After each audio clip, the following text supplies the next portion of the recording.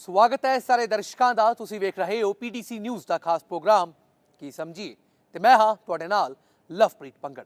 आज सब तो पहला गल शुक्रवार तड़क सवेर निकल के सामने आई एक अजिही खबर दी करते हैं जिसने पूरे देश को हिला के रख दिता। जी हाँ, wicket keeper batsman Rishabh Pant एक भयानक सड़की हादसे का शिकार हो गए ने। ਜਦੋਂ ਉਹ ਦਿੱਲੀ ਤੋਂ ਆਪਣੇ ਘਰ ਜਾ ਰਹੇ ਸੀ ਤਾਂ ਉਹਨਾਂ ਦੀ ਗੱਡੀ ਡਿਵਾਈਡਰ ਦੇ ਨਾਲ ਟਕਰਾ ਜਾਂਦੀ ਹੈ, ਬੁਰੇ ਤਰੀਕੇ ਦੇ ਨਾਲ ਨੁਕਸਾਨੀ ਜਾਂਦੀ ਹੈ। ਇੱਥੋਂ ਤੱਕ ਕਿ ਗੱਡੀ ਨੂੰ ਅੱਗ ਤੱਕ ਲੱਗ ਜਾਂਦੀ ਹੈ, ਗੱਡੀ ਸੜ ਕੇ ਸੁਆਹ ਹੋ ਜਾਂਦੀ ਹੈ। ਪਰ ਰਿਸ਼ਭ ਪੰਤ ਠੀਕ ਸਮੇਂ ਤੇ ਇਸ ਗੱਡੀ ਚੋਂ ਬਾਹਰ ਨਿਕਲ ਜਾਂਦੇ ਨੇ, ਪਰ ਬੁਰੇ ਤਰੀਕੇ ਦੇ ਨਾਲ ਜ਼ਖਮੀ ਹੋ ਗਏ। ਇਸ ਪੂਰੇ ਹਾਦਸੇ ਦੀਆਂ ਕੁਝ ਮੌਕੇ ਦੀਆਂ ਤਸਵੀਰਾਂ ਤੇ ਇੱਕ ਸੀਸੀਟੀਵੀ ਫੁਟੇਜ ਵੀ ਨਿਕਲ ਕੇ ਸਾਹਮਣੇ ਆਈ ਹੈ ਜੋ ਵਾਕਈ ਹੋਸ਼ ਉਡਾ ਕੇ ਰੱਖ ਦੇਣ ਵਾਲੀ ਹੈ।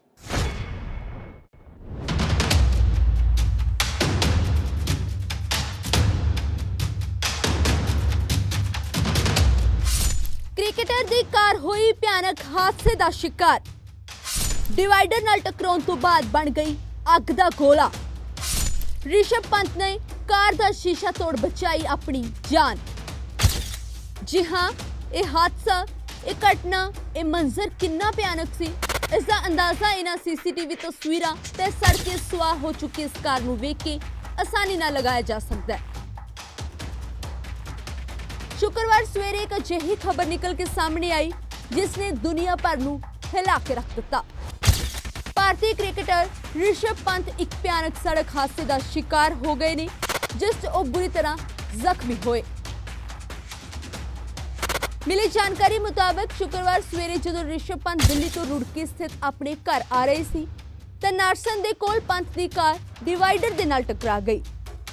इस हादसे के मौके दियां ते कुछ सीसीटीवी तस्वीरां भी निकल के सामने आईयां ने जो वाकई लू कंडे खड़े कर देने वालियां ने। तस्वीरां च तुसीं वेख सकते हो कि किवें रात दे समय तेजी दे नाल ऋषभ पंत दी कार आके डिवाइडर दे नाल टकरा जाती है। ये टक्कर इन्नी भयानक सी कि डिवाइडर दे नाल टकराउण तो बाद गड्डी नूं अग लग गई, पर ऋषभ पंत किसी तरह कार दा शीशा तोड़ के कार चों समय सिर ते बाहर निकल जाते हैं, जिस तो बाद ऋषभ नूं फौरन देहरादून दे मैक्स हस्पताल च दाखिल करवाया गया जिथे वो फिलहाल जेरे इलाज ने। सुबह लगभग 5:30-6 बजे के आसपास की बात रही होगी जब ये सूचना मिली कि ऋषभ पंत की कार दुर्घटनाग्रस्त हुई है। कार में वो अकेले थे, स्वयं चला के आ रहे थे रुड़की अपने परिजनों से मिलने के लिए, और ऋषभ पंत का स्वयं मानना है कि संभवतः झपकी आने के कारण ये दुर्घटना हुई होगी, लेकिन अभी बाकी सभी पहलुओं से भी जानकारी की जा रही है। दसे जा रहा है कि ऋषभ पंत की पिठ अते सिर ते गंभीर सट लगी है, नाल ही उसके पैर ते भी फ्रैक्चर होया दस्या जा रहा है। उत्थे पुलिस का कहना सी कि कार चलाते समय ऋषभ नूं नींद आ गई सी जिस कारण भयानक हादसा वापर गया। कार चो इकल्ले मौजूद सी। फिलहाल उन्हां दी हालत खतरे तो बाहर दसी जा रही है। तो क्रिकेटर ऋषभ पंत अभी हॉस्पिटल में आए हैं और इनिशियली डॉक्टर्स की टीम उनकी देखभाल कर रही है, अंडर इवैल्यूएशन है वो, और कुछ जांचों के बाद ही हम आगे डिटेल बता पाएंगे। और फिलहाल वो स्थिर हैं और ऐसी कोई चिंता की बात अभी लग नहीं रही है। जी, अभी टीम उनसे बात भी कर रही है और उनके कहे अनुसार उनको जहाँ जहाँ के ऊपर चोट है उस हिसाब से वो एवेल्यूएशन, ऑर्थोपेडिक्स जो कि हड्डी रोग विशेषज्ञ होते हैं, और प्लास्टिक सर्जन जो कि एब्रेजन वगैरह अगर कुछ चोट लगती है उसका मेन उसी का इलाज हम कर रहे हैं। बाकी जो अंदर की पूरा एवेल्यूएशन के बाद ही कोई हम देख पाएंगे कि अगर कोई गंभीर चोट है या नहीं। दस दे कि ऋषभ पंत बांग्लादेश खिलाफ टेस्ट सीरीज खेड के घर परत रहे सी। ऋषभ पंत 3 जनवरी तो श्रीलंका के खिलाफ होने वाली T20 क्रिकेट टीम च नहीं चुने गए सी, जिस तो बाद वो दिल्ली तो अपने घर ढंडेरा रुड़की परत रहे सी ते भयानक हादसे का शिकार हो गए। इस हादसे ते BCCI का बयान भी निकल के सामने आया है। BCCI का कहना है कि वो लगातार ऋषभ पंत के परिवार के नाल संपर्क च ने ते ऋषभ का इलाज कर रहे डॉक्टरों के नाल भी BCCI के अधिकारी लगातार गलबात कर रहे हैं। बोर्ड इस गल नूं यकीनी बनावेगा कि ऋषभ नूं बेहतर तो बेहतर इलाज मिले। Bureau report PTC news.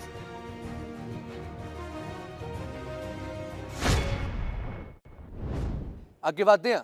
उधर अजिही एक होर मंदभागी खबर पंजाब के संगरूर तो भी निकल के सामने आई है जिथे सड़की हादसे का शिकार हुए 4 नौजवानों की मौत हो गई है।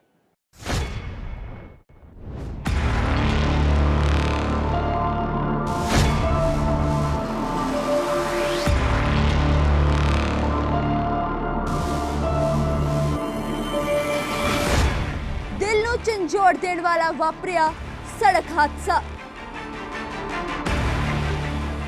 ਮੋਟਰਸਾਈਕਲ ਤੇ ਸਕਾਰਪੀਓ ਦੀ ਹੋਈ ਭਿਆਨਕ ਟੱਕਰ। ਦਰਦਨਾਕ ਹਾਦਸੇ 'ਚ 4 ਨੌਜਵਾਨਾਂ ਦੀ ਮੌਤ। ਜੀ ਹਾਂ, ਇਹ ਦਰਦਨਾਕ ਸੜਕ ਹਾਦਸਾ ਹਿਲਾ ਕੇ ਰੱਖ ਦੇਣ ਵਾਲਾ ਹੈ, ਲੂ ਕੰਡੇ ਖੜੇ ਕਰ ਦੇਣ ਵਾਲਾ ਹੈ। जिस किसी ने भी हादसे बारे सुनिया, हादसे दियां तस्वीरां देखियां, वो सुन के दंग रह गया। जी हाँ, इस हादसे च 4 घरां दे चिराग बुझ गए, 4 घरां दियां खुशियां गम च तब्दील हो गईयां। इन्हां चों 3 मृतकां दी उम्र 20 तो 22 सालां दे करीब दस्सी जा रही है, जबकि एक नौजवान दी उम्र 29 साल है। जिन्हां नौजवानों ने अगे जाके अपने मापियां दा सहारा बनना सी, अज मापियां नूं उन्हां दियां ही अर्थियां तैयार करनियां पै रहीआं ने। मापियां ते की बीत रही होनी है, इस शायद शब्दां च बयान भी नहीं किया जा सकता। जी हाँ, ये दर्दनाक हादसे दियां ये तस्वीरां, दिल नूं झंझोड़ देण वाली एक खबर संगरूर तो सामने आई है। आखिर ये होश उड़ा देण वाला हादसा किवें वापरिਆ, ਹੁਣ ਤੁਹਾਨੂੰ ਉਹ ਵੀ ਦੱਸ ਦਿੰਦੇ ਆ। ਜਾਣਕਾਰੀ ਮੁਤਾਬਕ ਬਠਿੰਡਾ ਨੈਸ਼ਨਲ ਹਾਈਵੇ ਤੇ ਪਿੰਡ ਉਪਲੀ ਦੇ ਨਜ਼ਦੀਕ ਇਹ ਭਿਆਨਕ ਹਾਦਸਾ ਵਾਪਰਿਆ, ਜਿੱਥੇ 4 ਨੌਜਵਾਨ ਇੱਕ ਮੋਟਰਸਾਈਕਲ ਤੇ ਸਵਾਰ ਹੋ ਕੇ ਸਰਵਿਸ ਰੋਡ ਤੋਂ ਮੇਨ ਹਾਈਵੇ ਤੇ ਚੜਨ ਹੀ ਲੱਗੇ ਸੀ ਕਿ ਬਠਿੰਡਾ ਤੋਂ ਆ ਰਹੀ ਸਕਾਰਪੀਓ ਗੱਡੀ ਨਾਲ ਮੋਟਰਸਾਈਕਲ ਦੀ ਭਿਆਨਕ ਟੱਕਰ ਹੋ ਗਈ, ਜਿਸ ਕਾਰਨ 3 ਨੌਜਵਾਨਾਂ ਦੀ ਮੌਕੇ ਤੇ ਮੌਤ ਹੋ ਗਈ। ਇਹ ਟੱਕਰ ਇੰਨੀ ਜ਼ਬਰਦਸਤ ਸੀ ਕਿ ਇੱਕ ਨੌਜਵਾਨ ਦੀ ਲਾਸ਼ ਦੂਰ ਖੇਤਾਂ 'ਚ ਮਿਲੀ ਹੈ। ਪੂਰੀ ਸੜਕ ਖੂਨ ਨਾਲ ਭਰੀ ਦਿਖਾਈ ਦਿੱਤੀ। ਇਸ ਘਟਨਾ ਸੰਬੰਧੀ ਡਾਕਟਰ ਨੇ ਦੱਸਿਆ ਕਿ ਜਦੋਂ ਇਲਾਜ ਲਈ ਨੌਜਵਾਨਾਂ ਨੂੰ ਹਸਪਤਾਲ 'ਚ ਲਿਆਂਦਾ ਗਿਆ ਤਾਂ 3 ਨੌਜਵਾਨਾਂ ਦੀ ਪਹਿਲਾਂ ਹੀ ਮੌਤ ਹੋ ਚੁੱਕੀ ਸੀ, ਜਦਕਿ ਗੰਭੀਰ ਹਾਲਤ 'ਚ ਇੱਕ ਨੂੰ ਪਟਿਆਲਾ ਰੈਫਰ ਕਰ ਦਿੱਤਾ ਗਿਆ ਸੀ। ਇੱਕ ਉਪਲੀ ਰੋਡ ਤੇ ਐਕਸੀਡੈਂਟ ਹੋਇਆ ਜੀ ਕੱਲ ਤਕਰੀਬਨ ਸਵੇਰੇ 12 ਕੁ ਵਜੇ। ਸਾਡੇ ਕੋਲ 2 ਬ੍ਰੌਡ ਡੈਡ ਤੇ ਇੱਕ ਪੇਸ਼ੈਂਟ ਠੀਕ ਸੀ, ਉਹਨੂੰ ਰੈਫਰ ਕੀਤਾ ਗਿਆ ਸੀਗਾ। ਉਹਦੀ ਸ਼ਾਇਦ ਪਟਿਆਲਾ ਡੈਥ ਹੋ ਗਈ ਆ, ਉਹਦਾ ਕਨਫਰਮ ਨਹੀਂ ਹੈ। ਤੇ ਇੱਕ ਡੈਡ ਬੋਡੀ ਸਾਡੇ ਕੋਲ ਸਵੇਰੇ ਆਈ ਹੈ 9:30 ਦੇ ਵਿੱਚ, ਉਹ ਵੀ ਉੱਥੋਂ ਹੀ ਲੈ ਕੇ ਆਏ ਨੇ। ਕਿਹੜੀ ਹਾਲਤ ਵਿੱਚ ਸੀ ਸਰ? ਬ੍ਰੌਡ ਡੈਡ ਸੀ ਸਾਡੇ ਕੋਲ 3 ਜਣੇ। ਉਧਰ ਇਸ ਮਾਮਲੇ ਸੰਬੰਧੀ ਪੁਲਿਸ ਨੇ ਦੱਸਿਆ ਕਿ ਪੀੜਤ ਪਰਿਵਾਰਾਂ ਦੇ ਬਿਆਨਾਂ ਦੇ ਆਧਾਰ ਤੇ ਬਣਦੀ ਕਾਰਵਾਈ ਕੀਤੀ ਜਾਵੇਗੀ। ਇਹ ਰਾਤ ਸਾਨੂੰ 11 ਵਜੇ ਫੋਨ ਆਇਆ ਸੀ ਜੀ ਵੀ ਇੱਕ ਗੱਡੀ ਸਕਾਰਪੀਓ ਵਿੱਚ ਵੱਜ ਗਈ ਬੰਦਿਆਂ ਦੇ। ਅਜੇ ਉਹਦੀ ਪੜਤਾਲ ਚੱਲ ਰਹੀ ਹੈ। 2 ਦੇ ਮੌਕੇ ਦੀ ਡੈਥ ਹੋ ਗਈ ਸੀ, ਇੱਕ ਨੂੰ ਪਟਿਆਲੇ ਰੈਫਰ ਕਰਤਾ ਸੀ ਤੇ ਇੱਕ ਸਵੇਰੇ ਅੱਜ ਪਤਾ ਲੱਗਿਆ ਜਦੋਂ ਪੁਲ ਤੋਂ ਬੁੜਕ ਕੇ ਥੱਲੇ ਨੀਚੇ ਡਿੱਗਿਆ ਹੋਇਆ ਸੀ, ਉਹਦੀ ਡੈਡ ਬੋਡੀ ਸਵੇਰੇ ਚਕਾਈ ਆ ਜੀ। ਕਿੰਨੀ ਉਮਰ ਦੇ ਨੌਜਵਾਨ ਸੀ ਇਹ ਇੱਕ 29 ਸਾਲ ਦਾ, ਬਾਕੀ 20-22 ਸਾਲ ਦੇ ਨੇ ਜੀ। ਟੋਟਲ ਕਿੰਨੇ ਜਣੇ? 4 ਜੱਕੇ ਹੋਏ ਨੇ ਜੀ। 4 ਜਣੇ ਦੇ। ਹਾਂਜੀ, ਵਾਕਿਆ ਇਹ ਘਟਨਾ, ਇਹ ਹਾਦਸਾ ਰੂਹ ਨੂੰ ਕੰਬਾ ਦੇਣ ਵਾਲਾ ਹੈ। सूबे च लगातार अजिहियां सड़क दुर्घटनावां वधदियां जा रहीआं ने, जो कि चिंता दा विशा है। सो लोड़ है समाज नूं जागरूक होण दी, सड़क ते वाहनां नूं ध्यान नाल चलाउण दी, ताकि अजिहे हादसिਆਂ ਤੋਂ बचिया जा सके। PTC न्यूज़ ਦੇ ਲਈ ਸੰਗਰੂਰ ਤੋਂ ਗੁਰਦਰਸ਼ਨ ਸਿੰਘ ਦੀ ਰਿਪੋਰਟ। ਅੱਗੇ ਵਧਦੇ ਹਾਂ ਤੇ ਹੁਣ ਗੱਲ ਨਸ਼ਾ ਦੇ ਦਹਿ ਦੀ ਕਰਦੇ ਹਾਂ। ਇਸ ਸਾਲ ਦੀ ਸ਼ੁਰੂਆਤ ਦੇ ਵਿੱਚ ਇਹ ਗੱਲ ਕਹੀ ਗਈ ਸੀ ਕਿ ਇਸ ਸਾਲ ਬਦਲਾਅ ਆਵੇਗਾ, ਹਾਲਾਤ ਬਦਲਣਗੇ, ਪਰ ਜਨਾਬ ਨਸ਼ੇ ਦਾ ਮੱਕੜ ਜਾਲ ਤਾਂ ਲਗਾਤਾਰ ਫੈਲਦਾ ਜਾ ਰਿਹਾ ਹੈ। ਹਾਲੇ ਵੀ ਨਸ਼ਿਆਂ ਦਾ ਦਹਿਤ ਨੌਜਵਾਨਾਂ ਦੀ ਬਲੀ ਲੈ ਰਿਹਾ ਹੈ ਤੇ ਇਸ ਦਹਿਤ ਨੇ ਲੁਧਿਆਣਾ ਦੇ ਘਰ 'ਚ ਵੀ ਹੁਣ 70 ਵਿਛਾ ਦਿੱਤੇ ਨੇ। ਨਸ਼ੇ ਨੇ ਉਜਾੜਿਆ ਇੱਕ ਹੋਰ ਘਰ, ਓਵਰਡੋਜ਼ ਨਾਲ ਹੋਈ ਨੌਜਵਾਨ ਦੀ ਮੌਤ। ਮਾਪੇ ਮੰਗ ਰਹੇ ਇਨਸਾਫ, ਪੁੱਤ ਦੀ ਲਾਸ਼ ਤੇ ਕੀਰਨੇ ਪਾ ਰਹੇ ਇਸ ਮਾਂ ਦੀਆਂ ਆਂਦਰਾਂ ਵੱਧ ਦੁਆਵਾਂ ਦੇ ਰਹੀਆਂ ਨੇ ਉਹਨਾਂ ਨਸ਼ੇ ਦੇ ਸੌਦਾਗਰਾਂ ਨੂੰ ਜਿਨ੍ਹਾਂ ਕਾਰਨ ਇਸ ਦੇ ਪੁੱਤ ਦੀ ਮੌਤ ਹੋਈ ਹੈ। ਇਲਾਕੇ ਵਿੱਚ ਸ਼ਰੇਆਮ ਵਿਕਦੇ ਨਸ਼ੇ ਦੇ ਕਾਰਨ ਲੁਧਿਆਣਾ ਦੇ ਦੁਗਰੀ ਵਿੱਚ ਇਸ ਘਰ ਵਿੱਚ ਅੱਜ ਮਾਤਮ ਛਾਇਆ ਹੋਇਆ ਹੈ। ਇਸ ਪਰਿਵਾਰ ਦੇ 22 ਵਰ੍ਹਿਆਂ ਦੇ ਜਵਾਨ ਪੁੱਤ ਸਿਮਰਨ ਨੂੰ ਨਸ਼ਾ ਨਿਕਲ ਗਿਆ। ਸਿਮਰਨ ਬੀਤੀ ਰਾਤ ਘਰਦਿਆਂ ਨੂੰ ਇਹ ਕਹਿ ਕੇ ਘਰੋਂ ਗਿਆ ਸੀ ਕਿ ਉਹ ਆਪਣੇ ਕੁਝ ਦੋਸਤਾਂ ਨੂੰ ਮਿਲਣ ਚੱਲਿਆ ਤੇ ਛੇਤੀ ਘਰ ਪਰਤੇਗਾ, ਪਰ ਪਰਤੀ ਤਾਂ ਪੁੱਤ ਦੀ ਲਾਸ਼। ਮਾਂ ਨੂੰ ਸਮਝ ਨਹੀਂ ਆ ਰਿਹਾ ਕਿ ਜਿਹੜਾ ਪੁੱਤ ਕੁਝ ਪਲ ਪਹਿਲਾਂ ਹੱਸਦਾ ਖੇਡਦਾ ਘਰੋਂ ਨਿਕਲਿਆ ਸੀ, ਉਹ ਹੁਣ ਬੇਸੁੱਧ ਕਿਵੇਂ ਪਿਆ। ਇਲਾਕੇ ਦੇ ਇੱਕ ਸੀਸੀਟੀਵੀ ਦੀ ਫੁਟੇਜ ਵਿੱਚ ਸਾਹਮਣੇ ਆਇਆ ਹੈ ਕਿ ਸਿਮਰਨ ਆਪਣੇ ਦੋਸਤਾਂ ਦੇ ਨਾਲ ਆਟੋ ਕੋਲ ਖੜਾ ਹੈ ਤੇ ਉਸ ਕੋਲੋਂ ਖੜਾ ਵੀ ਨਹੀਂ ਹੋਇਆ ਜਾ ਰਿਹਾ। ਇੱਕ ਦੋਸਤ ਆਟੋ 'ਚੋਂ ਉਤਰ ਕੇ ਅਚਾਨਕ ਭੱਜ ਜਾਂਦਾ ਹੈ ਤੇ ਸਿਮਰਨ ਫੁਟੇਜ ਵਿੱਚ ਲੜਖੜਾਉਂਦਾ ਹੋਇਆ ਸਾਫ਼ ਉਸ ਦੇ ਪਿੱਛੇ ਚੱਲਦਾ ਨਜ਼ਰ ਆ ਰਿਹਾ ਹੈ। ਹਾਲਾਂਕਿ ਪਰਿਵਾਰ ਦਾ ਕਹਿਣਾ ਹੈ ਕਿ ਸਿਮਰਨ ਨਸ਼ੇ ਵੀ ਕਰਦਾ ਸੀ, ਇਸ ਬਾਰੇ ਉਹਨਾਂ ਨੂੰ ਬਿਲਕੁਲ ਭਣਕ ਨਹੀਂ ਸੀ। ਹਾਲਾਂਕਿ ਵੀਡੀਓ ਵਿੱਚ ਵੇਖ ਕੇ ਲੱਗ ਰਿਹਾ ਹੈ ਕਿ ਉਸਨੇ ਬਹੁਤ ਜ਼ਿਆਦਾ ਨਸ਼ਾ ਕੀਤਾ ਹੋਇਆ ਸੀ, ਜਿਸ ਦੀ ਵਜ੍ਹਾ ਨਾਲ ਉਸ ਦੀ ਮੌਤ ਹੋਈ ਹੈ। ਮੇਰਾ ਬੇਟਾ ਗੁਰੂ ਸਿਮਰਨਜੀਤ ਸਿੰਘ 22 ਸਾਲ ਦਾ ਸੀਗਾ। ਬਾਕੀ ਆਪਣਾ ਯੂਥ ਸਾਡੇ ਨਾਲ ਹੈਗਾ ਵਾ। ਬਾਕੀ ਓਵਰਡੋਜ਼ ਕਰਕੇ ਉਹਦਾ ਡੈਥ ਹੋਈ ਆ ਤੇ ਆਪਾਂ ਮੀਡੀਆ ਰਾਹੀਂ ਅਪੀਲ ਕਰਦੇ ਆ ਕਿ ਸਾਡੇ ਨਾਲ ਇਨਸਾਫ ਹੋਵੇ। ਮਹੱਲਿਆਂ ਦੇ ਵਿੱਚ ਨਸ਼ੇ ਵਿਕ ਰਹੇ ਨੇ, ਜਿਹੜੇ ਲੋਕ ਵੇਚ ਰਹੇ ਨੇ ਉਹਨਾਂ ਦੇ ਬੱਚੇ ਤੇ ਅਜੇ ਮਰਦੇ ਨਹੀਂ ਪਏ, ਮਰਦੇ ਉਹਨਾਂ ਦੇ ਪਏ ਨੇ ਜਿਹੜੇ ਕਬੀਲਦਾਰ 100-200 ਕਮਾ ਕੇ ਆਪਣੀ ਰੋਟੀ ਚਲਾ ਰਹੇ ਨੇ। ਇਸ ਕਰਕੇ ਆਪਾਂ ਤੇ ਮਾਨ ਸਾਹਿਬ ਨੂੰ ਵੀ ਇਹ ਬੇਨਤੀ ਕਰਦੇ ਆ ਕਿ ਜੇ ਕਿਸੇ ਤਰੀਕੇ ਨਾਲ ਹੋ ਸਕੇ ਤੇ ਇਸ ਦੰਗਾ ਪੀੜਤ ਕਲੋਨੀ ਨੂੰ ਨਸ਼ੇ ਤੋਂ ਬਚਾਇਆ ਜਾਵੇ। ਬਾਕੀ ਆਪਾਂ ਤੇ ਹੱਥ ਜੋੜ ਕੇ ਬੇਨਤੀ ਹੀ ਕਰ ਸਕਦੇ ਆ। ਉਧਰ ਲੋਕਾਂ ਦਾ ਕਹਿਣਾ ਹੈ ਕਿ ਉਹਨਾਂ ਦੇ ਇਲਾਕੇ ਵਿੱਚ ਨਸ਼ਾ ਸ਼ਰੇਆਮ ਵਿਕਦਾ ਹੈ, ਪੁਲਿਸ ਕੁਝ ਨਹੀਂ ਕਰਦੀ। ਲੋਕਾਂ ਨੂੰ ਇਸ ਗੱਲ ਦਾ ਵੀ ਰੰਜ ਹੈ ਕਿ ਆਮ ਆਦਮੀ ਪਾਰਟੀ ਵੀ ਪੰਜਾਬ ਵਿੱਚ ਨਸ਼ਾ ਖਤਮ ਕਰਨ ਦੇ ਵਾਅਦੇ ਨਾਲ ਸੱਤਾ ਵਿੱਚ ਆਈ, ਪਰ ਨਸ਼ਾ ਖਤਮ ਨਹੀਂ ਹੋਇਆ, ਸਗੋਂ ਅੱਗੇ ਨਾਲੋਂ ਵੀ ਵਧਿਆ। ਲੋਕ ਤਾਂ ਇੱਥੋਂ ਤੱਕ ਵੀ ਕਹਿੰਦੇ ਨੇ ਕਿ ਨਸ਼ਾ ਪੁਲਿਸ ਦੀ ਸ਼ੈ ਨਾਲ ਹੀ ਵਿਕਦਾ ਹੈ ਅਤੇ ਸਰਕਾਰ ਨੂੰ ਇਲਾਕੇ ਦੀ ਪੁਲਿਸ ਦੀ ਜ਼ਿੰਮੇਵਾਰੀ ਤੈਅ ਕਰਨੀ ਚਾਹੀਦੀ ਹੈ। ਸਵਾਲ ਪੁੱਛਿਆ ਜਾਣਾ ਚਾਹੀਦਾ ਹੈ ਕਿ ਉਹਨਾਂ ਦੇ ਇਲਾਕੇ ਵਿੱਚ ਕਿਵੇਂ ਇਹ ਨਸ਼ਾ ਵਿਕ ਰਿਹਾ। ਨਸ਼ਾ ਚਿੱਟੇ ਦੇ ਓਵਰਡੋਜ਼ ਨਾਲ ਡੈਥ ਹੋਈ ਹੈ ਜਵਾਨ ਮੁੰਡੇ ਦੀ, 22 ਸਾਲ ਦਾ ਮੁੰਡਾ। ਸਾਡੇ ਹੱਥਾਂ 'ਚ ਹੀ ਖੇਡਿਆ ਹੋਇਆ ਤੇ ਦੇਖਿਆ ਵੀ ਨਸ਼ਾ ਵੀ ਬਿਲਕੁਲ ਹੀ ਨਹੀਂ, ਨਸ਼ੇ ਵੱਲ ਤਾਂ ਬਿਲਕੁਲ ਹੀ ਨਹੀਂ ਸੀਗਾ। ਜੋ ਮੈਨੂੰ ਪਤਾ ਲੱਗਿਆ ਵੀ ਇਹ ਕੋਈ ਹੋਰ ਮੁੰਡੇ, ਨਵੇਂ ਮੁੰਡੇ ਜੋ ਜਿਹੜੇ ਨਸ਼ੇੜੀ ਹੈਗੇ ਆ, ਜਿਹਨੂੰ ਨਸ਼ੇ ਕਰਦੇ ਆ, ਆਦੀ ਹੈ, ਉਹ ਕਿਤੇ ਇਹਨਾਂ ਨੂੰ ਓਵਰਡੋਜ਼ ਨਸ਼ਾ ਲਵਾ ਗਏ ਆ ਤੇ ਡੈਥ ਹੋ ਗਈ ਉਹਦੀ। ਇਹ ਬਹੁਤ ਮੰਦਭਾਗੀ ਗੱਲ ਹੈ। ਇਹ ਸਰਕਾਰ ਨੂੰ ਦੇਖਣਾ ਚਾਹੀਦਾ, ਵੀ ਪ੍ਰਸ਼ਾਸਨ ਨੂੰ ਦੇਖਣਾ ਚਾਹੀਦਾ, ਵੀ ਪੁਲਿਸ ਡਿਪਾਰਟਮੈਂਟ ਨੂੰ ਦੇਖਣਾ ਚਾਹੀਦਾ ਵੀ ਦਾਅਵੇ ਵੱਡੇ ਵੱਡੇ ਕਰ ਰਹੇ ਆ ਬਟ ਗਰਾਊਂਡ 'ਚ ਕੁਝ ਨਹੀਂ ਦਿਖ ਰਿਹਾ। ਇਹ ਸਰਕਾਰ ਨੂੰ ਤੈਅ ਕਰਨਾ ਚਾਹੀਦਾ ਵੀ ਨਸ਼ੇ ਨਾਲ ਕਿਤੇ ਵੀ ਮੌਤ ਹੁੰਦੀ ਹੈ ਤਾਂ ਉਸ ਏਰੀਏ ਦਾ ਪ੍ਰਭਾਰੀ, ਜਿਹੜਾ ਥਾਣਾ ਪ੍ਰਭਾਰੀ, ਉੱਤੇ ਗਾਜ ਡਿੱਗਣੀ ਜ਼ਰੂਰੀ ਹੈ। ਜਦ ਤੱਕ ਇਹ ਨਹੀਂ ਹੋਊਗਾ ਨਸ਼ੇ ਦੇ ਤੁਸੀਂ ਨੱਥ ਨਹੀਂ ਪਾ ਸਕਦੇ, ਇਹ ਪੱਕੀ ਗੱਲ ਹੈ।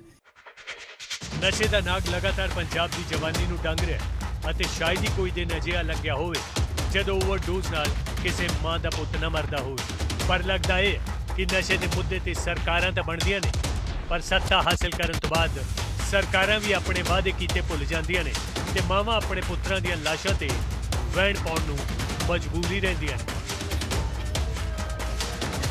ਨਵੀਨ Sharma, PTC news, Ludhiana. Break ਤੋਂ ਬਾਅਦ ਸਾਰੇ ਦਰਸ਼ਕਾਂ ਦਾ ਸਵਾਗਤ ਹੈ ਤੇ ਹੁਣ ਖਬਰਾਂ ਦੇ ਸਿਲਸਿਲੇ ਨੂੰ ਅੱਗੇ ਤੋਰਦੇ ਹਾਂ। ਹੁਣ ਤੁਹਾਨੂੰ ਗੁਆਂਢੀ ਸੂਬੇ ਹਰਿਆਣਾ ਲੈ ਕੇ ਚੱਲਦੇ ਹਾਂ, ਜਿੱਥੇ ਚੋਰਾਂ ਦੇ ਵੱਲੋਂ ਇੱਕ ਬੜੀ ਹੀ ਅਨੋਖੀ ਚੋਰੀ ਨੂੰ ਅੰਜਾਮ ਦਿੱਤਾ ਗਿਆ ਹੈ। ਇਹ ਚੋਰ ਹਾਈਟੈਕ ਸੀ। ਇਹਨਾਂ ਦੇ ਵੱਲੋਂ 3.5 ਘੰਟੇ ਤੱਕ ਇੱਕ ਕੰਪਿਊਟਰ ਸ਼ੋਰੂਮ ਨੂੰ ਨਿਸ਼ਾਨਾ ਬਣਾਇਆ ਗਿਆ। ਬਾਕਾਇਦਾ ਇਹਨਾਂ ਦੇ ਵੱਲੋਂ ਲੈਪਟਾਪ ਚੈੱਕ ਕੀਤੇ ਗਏ ਕਿ ਕਿਹੜਾ ਲੈਪਟਾਪ ਚੰਗਾ ਹੈ, ਕਿਹੜਾ ਮਾੜਾ ਹੈ, ਕਿਸ ਦੇ ਰੈਜ਼ੋਲੂਸ਼ਨ ਵਧੀਆ ਨੇ, ਕਿਹੜਾ ਲੈਪਟਾਪ ਮਹਿੰਗਾ ਹੈ। ਤੇ ਇਹ ਚੈੱਕ ਕਰਨ ਤੋਂ ਬਾਅਦ ਦੁਕਾਨ 'ਚੋਂ 40 ਲੈਪਟਾਪ ਲੈ ਕੇ ਫਰਾਰ ਹੋ ਗਏ।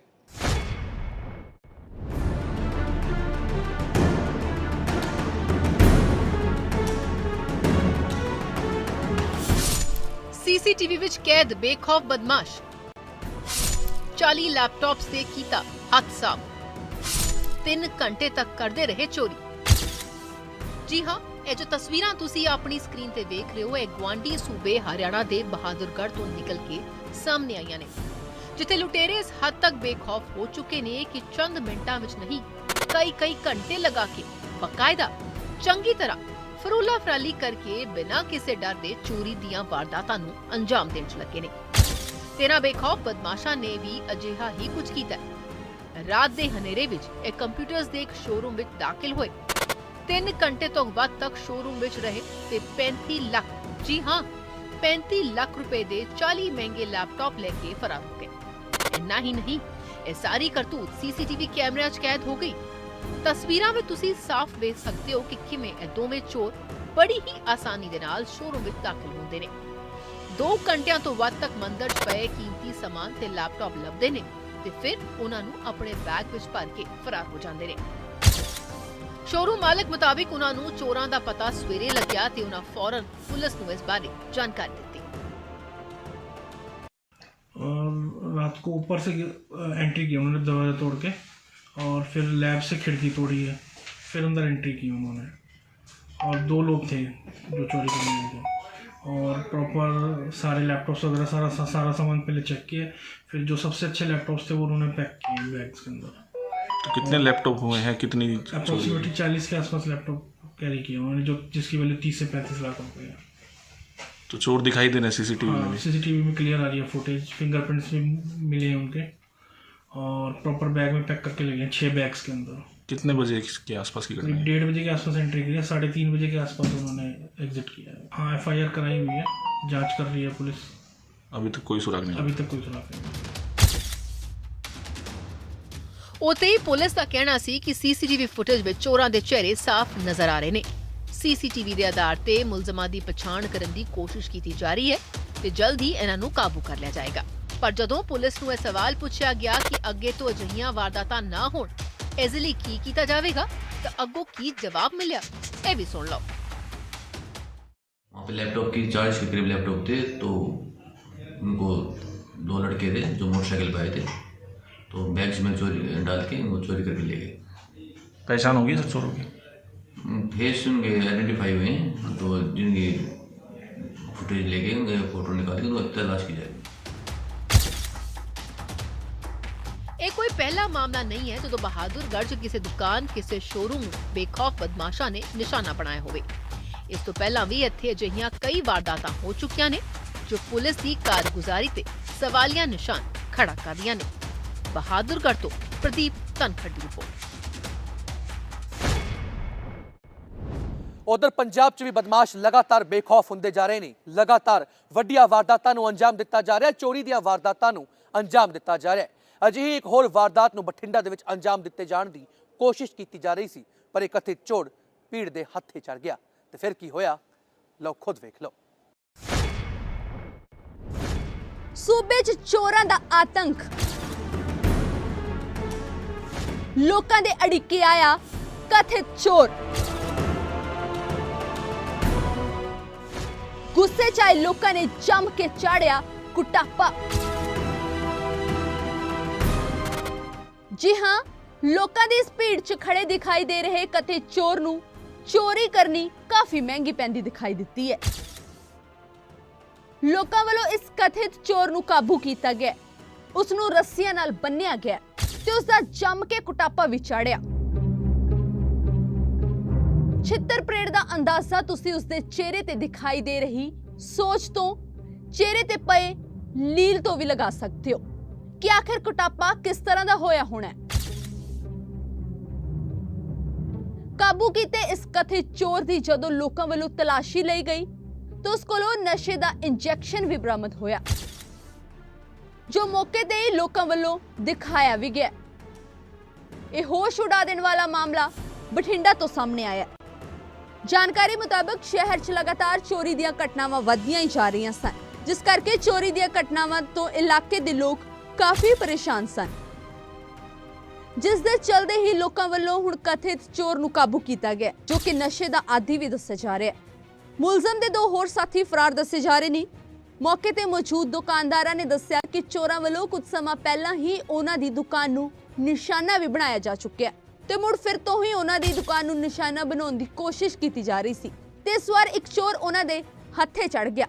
ਅੱਕੇ ਦੁਕਾਨਦਾਰਾਂ ਦਾ ਪੁਲਿਸ ਪ੍ਰਸ਼ਾਸਨ ਤੇ ਵੀ ਗੁੱਸਾ ਫੁੱਟਦਾ ਵਿਖਾਈ ਦਿੱਤਾ।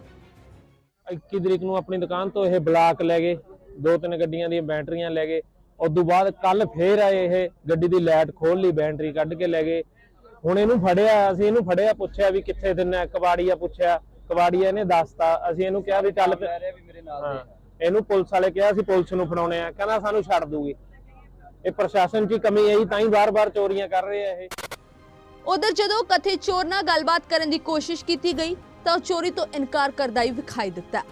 ਇਸ ਮਾਮਲੇ ਸੰਬੰਧੀ ਪੁਲਿਸ ਨੇ ਦੱਸਿਆ ਕਿ ਲੋਕਾਂ ਵੱਲੋਂ ਕਥਿਤ ਚੋਰ ਨੂੰ ਉਹਨਾਂ ਦੇ ਹਵਾਲੇ ਕਰ ਦਿੱਤਾ ਗਿਆ ਤੇ ਲੋਕਾਂ ਦੇ ਬਿਆਨਾਂ ਦੇ ਆਧਾਰ ਤੇ ਮੁਲਜ਼ਮ ਖਿਲਾਫ ਬੰਦੀ ਕਾਰਵਾਈ ਕੀਤੀ ਜਾਵੇਗੀ।